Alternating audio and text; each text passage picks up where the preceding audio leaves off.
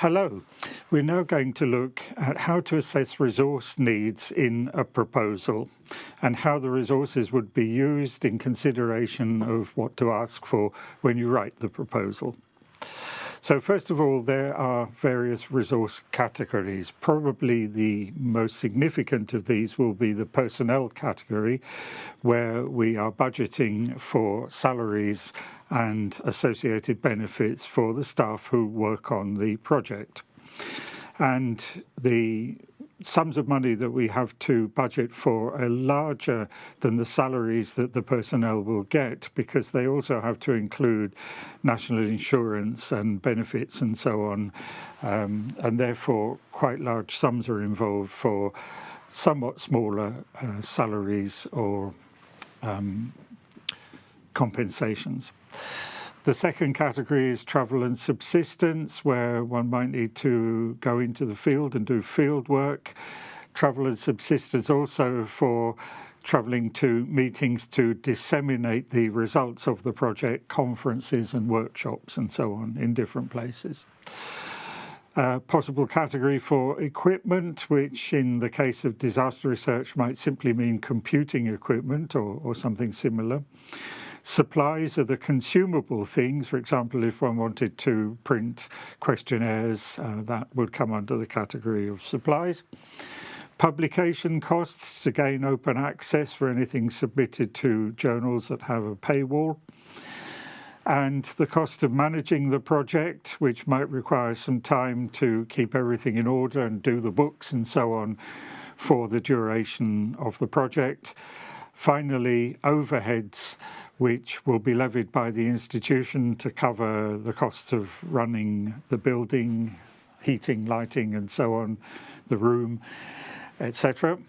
And possibly the cost of holding meetings if the project involves running workshops or conferences with other project members from other places or with stakeholders. So let's look at the various categories. Personnel. Usually we calculate the cost of personnel in terms of person months of activity. Now the full-time equivalent is around 40 hours per week. In some cases it might be 36, but to round it off we usually use 40. And so that would involve 40 hours a week as full-time, aggregated into months in order to get the person month equivalents of how much work is done. So because project workers have different roles, they are not merely simple generic project workers, but they may have specialized roles in, for example, developing software or websites or doing particular kinds of field research and so on. So we calculate person months on the basis of some idea of who is going to actually do the work and how much time they will need to do particular phases or activities in the project. And then we aggregate all of that into a total effort in terms of person months per institution, which becomes important when we have consortia proposals, and we therefore need to work out the relative amounts of work that each institution will do and therefore achieve a balance in the person months per institution. The costs of personnel are usually standardized by grade, which go from undergraduate or master's students through research students doing their doctorates to research associates who may be postdoctoral, and then researchers who are in career, junior, mid or senior in career. And there are, for many institutions, there are standard sums associated with each of these grades. So it isn't as if you can ask for more money than you would normally get from doing your work. When you apply for a project, usually you are stuck with a particular sum. Not that it necessarily goes to the individual. If the individual is sort of hired by the project, it may do so. If instead the individual works for the university or the research institute, then the money probably goes as compensation to the institute or the university for activities, other activities that would not be done during the time devoted to the project. So quite often when we have, for example, a professor or a reader or a lecturer working on a project, then it will be determined that that person devotes a certain percentage of their time, 5%, 10%, 15%, to the project, and the costing will be done on the basis of a standard cost for their time for about, for example, 10% of their working time during the week, the month, the year. Subcontracting is often discouraged, although it may be necessary. With too much subcontracting, it can mean that an institution is in difficulty with the funding body, which might argue, well, if you have to subcontract so much of the project, this implies that you cannot do the work yourselves. So it is not possible anywhere to put together a proposal in which the proposer is merely a research manager and everything is subcontracted out. Subcontracting is problematic also because it can lead to fraud and corruption, in as much as if accounting is not rigorous, then money can disappear into the system. So in European Commission funded projects, for example, under Horizon 2020, there is a rule that no more than 10% of the work can be subcontracted out. It is recognized that subcontracting may be necessary because certain jobs require specialized expertise. For example, it might be useful to subcontract producing the project's website to experts in web design. However, it is also recognized that too much subcontracting is not acceptable. Now, if one requires more subcontracting than is reasonably acceptable, an alternative is simply to bring in an expert who might be the subcontractor into the project and treat that person as a full member of the project team who is effectively hired by one's home institution for the duration of his or her involvement in the project, or the whole project if it's involvement throughout. And that person therefore would not be regarded as a subcontractor but as a member of the team. And then where there are salary costs involved, that person could be paid out of the money for the personnel side as a direct member of the team. And so we move to overheads and what they are. Well, these are simply institutional levies on the total grant, or at least on part of it, and they are levied by the institution as a whole. Some of them may then devolve to the department, centre or institute in which the work is actually done, but that is at the discretion of the institution, the university. It would be UCL in our case. The proportion, the percentage of overheads varies. It may vary from one institution to another, and it may also vary or either be present or absent according to the line item, the category in the budget. For example, it may not be levied on management, but it may be levied on salaries. And there are institutions such as Harvard University which set their overheads at more than 100% of the actual grant itself. Of course, a lot depends on what the funding body is likely to tolerate. Now, institutions have their own fixed rules about overheads, but there has to be negotiation here with the main funding bodies to ensure that they will accept the overhead levels. So the institution may set its overheads, but the grant awarding body may also set limits as to how high overheads can actually be. And there may be formulae by which overheads are calculated, which are not simple percentages of a line item, but are in fact rather more complicated. And it is necessary when you submit a proposal to ensure that you haven't just guessed the overheads, that you have liaised with the institution and made sure that the overheads are absolutely correct. Because if the proposal is funded, then it effectively is turned into a legal document for payment, and the details of that absolutely have to be right. Supplies are quite simple, expendable items. They could be stamps and envelopes, they could be printing costs, Nowadays, supplies tend not to be as important as they were in the past when things were less digital, but nevertheless, there might be an item for printing things or whatever the supplies are, depending on what is done during the project. Equipment is more durable, and when it is purchased, it belongs to the project, and when the project ends, it is usually formally ceded to the institution. On the other hand, when you have well-used equipment that has little resale value, it's possibly unlikely that the institution would actually want it, for example, old laptops.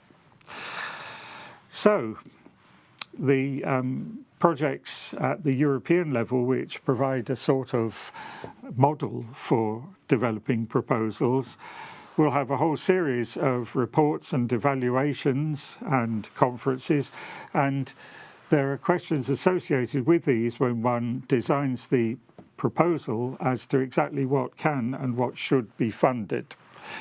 Now, meetings of the project participants need to be funded, so each institution needs to have an element for travel and subsistence so that they can go to the kick-off meeting or the 6-monthly project participation workshops.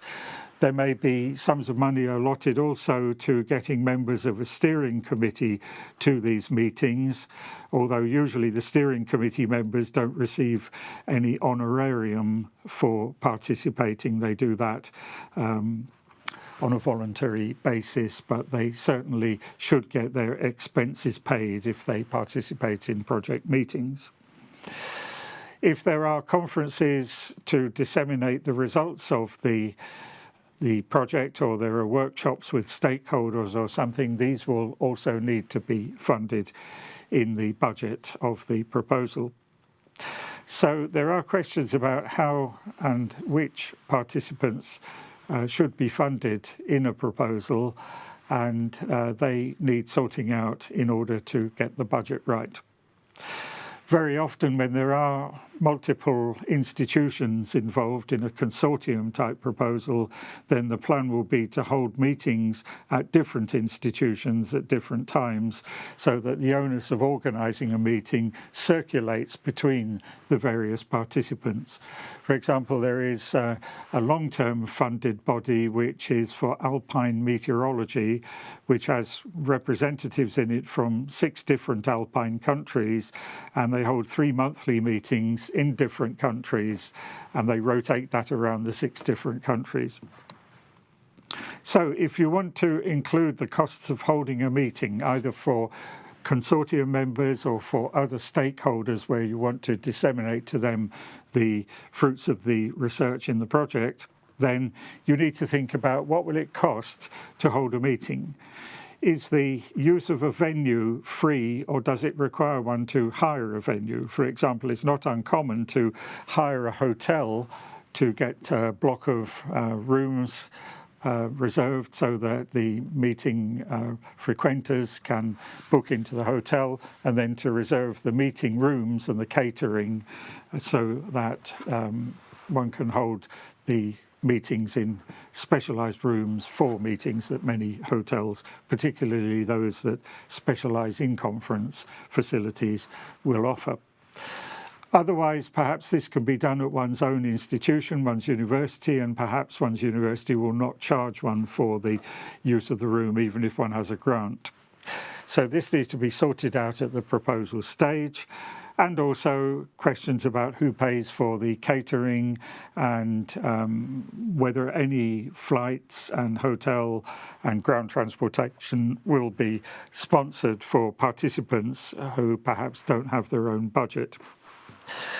And will there perhaps be a celebratory event, such as a conference dinner, and will this be offered by the host institution, in other words, paid for, or will the participants have to pay for their own meal in this? It's not a bad idea for the host institution to offer the conference dinner, but that has to be a funded item. So the overall project costs are usually shared out on a proportional basis. For example, the funding body supplies 3/4, the institution 1/4. Now, that doesn't actually mean that the institution will pay a quarter of the cost of the project, but it is effectively supporting the project in kind by providing a venue in which the project can take place and the usual support which we receive as lecturers, researchers, and members of the staff of the institution. Having said that, though, the institution might nominally pay a quarter of the cost of the project, but recoup that or claw it back with the aid of overheads. So you put in your budget and you put in your proposal to do the work, and let's assume that all of this is accepted, and you have the happy day when the message comes through, the letter arrives to say that your project has been approved for funding and you can start it on a certain date. So then it's necessary to ensure that as the project proceeds, there is adequate reporting on it, bearing in mind that the reporting might also go to an official auditor whose job it is to certify the accounts of the project. So the question then is, has the work been done? Followed by the question, as the work has been done, has the money been spent in the correct way, which means on the right items and in the right manner regarding the budget and the clarifications of how the budget is to be spent during the project. Usually one gets half of the money when the project starts and the other half of it when the project is halfway through. But the second half of funding may be contingent on the first half having been spent properly and the work having been done. There are varying ways in which this is assessed. The European Commission, for example, appoint an expert to ensure that the deliverables are delivered and that they are acceptable pieces of work. Although the auditing of the expenditure is not formally and completely done until the end of the project, but the project officer may at least look at the expenditure to verify that it has been approximately correct. And please note that one thing you cannot do here is to change line items. In other words, if you budgeted a certain amount for equipment and you realize you don't need the equipment, you can't simply unilaterally transfer that money to salaries or to consumables or to travel. It's quite common to misestimate travel, in fact, and realize that you, mostly it's that you haven't got enough budget for travel and you need to travel more and it's costing more than you expected. So when things like that happen, if you have a surplus in one line item and a deficit in the other, you can often ask the project sponsors, the funding agency, whether you can effect that change, and they may allow it or disallow it, but in order to use money in a different category, you have to have full approval. So all of this requires proper accounting and clear, transparent record keeping, which is complete, bearing in mind that expenditures may be audited in the light of the work that has been done. If you fail to spend money, it is not a bonus and not a good thing, because in the end you're likely to lose it. So the two principles there are, firstly, that if a certain sum of money is offered, it's worth asking for the whole sum and not part of it. You don't stand a better chance of getting 60% of what is on offer.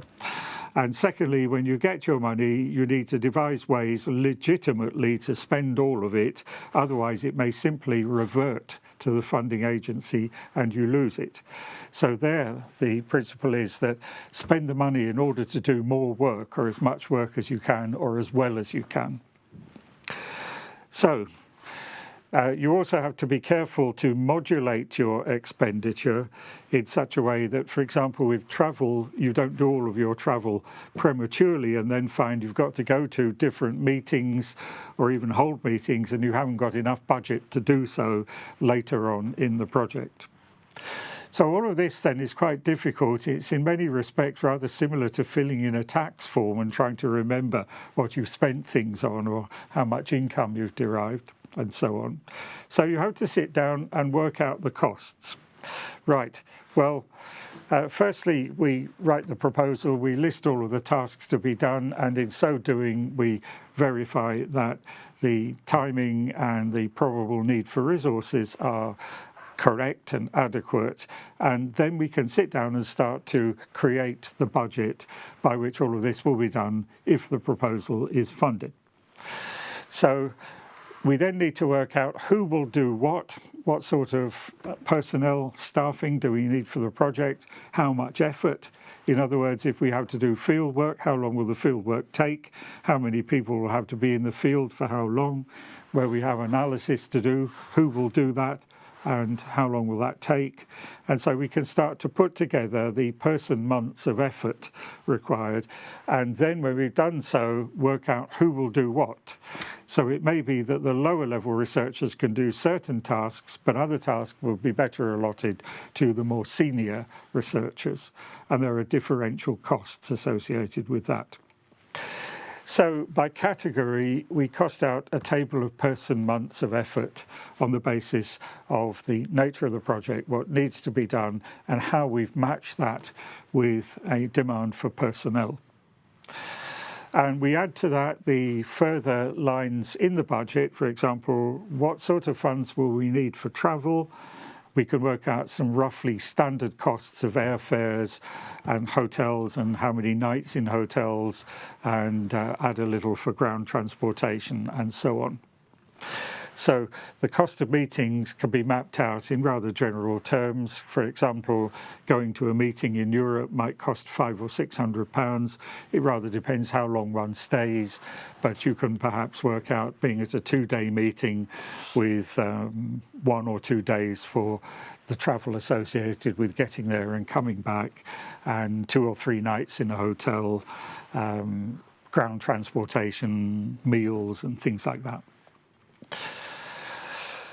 So then we ask, are there any legitimate equipment costs? Do we need a GPS device or a new laptop computer? Do we need to equip our research team with tablets or things like that? And what will it cost? And we need to be reasonable, of course, about equipment costs. We might need a computer, but we need justification for going for the absolute top of the range. It doesn't mean we have to buy the cheapest one on offer, but it does mean we have to keep costs constrained within reasonable limits.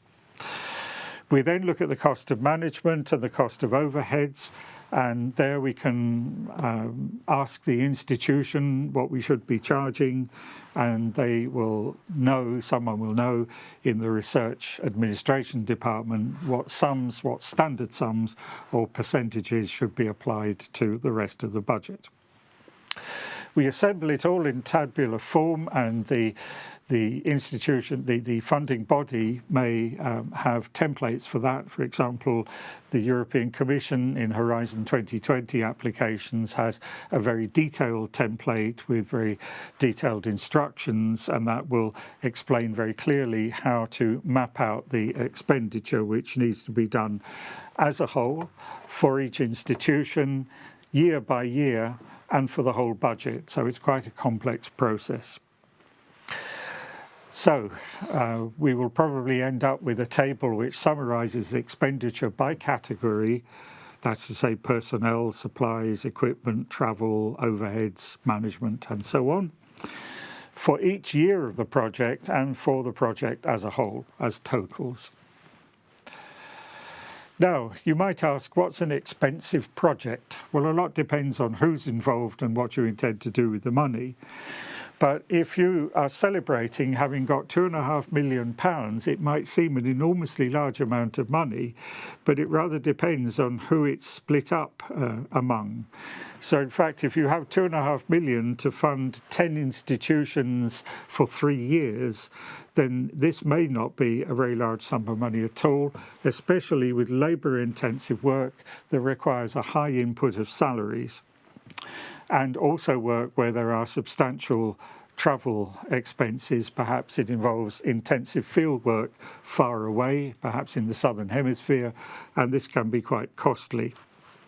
So it might well be that out of the £2.5 million, each institution only really gets a couple of 100,000, which again might seem rather a lot, but you split it over 3 years, you take off the overheads, you put it into the salary costs, and it is just about enough to do the research as devised. So the question then is, what is a full-time researcher worth in person months, or at least annually, which can be divided by 12 to give us person months?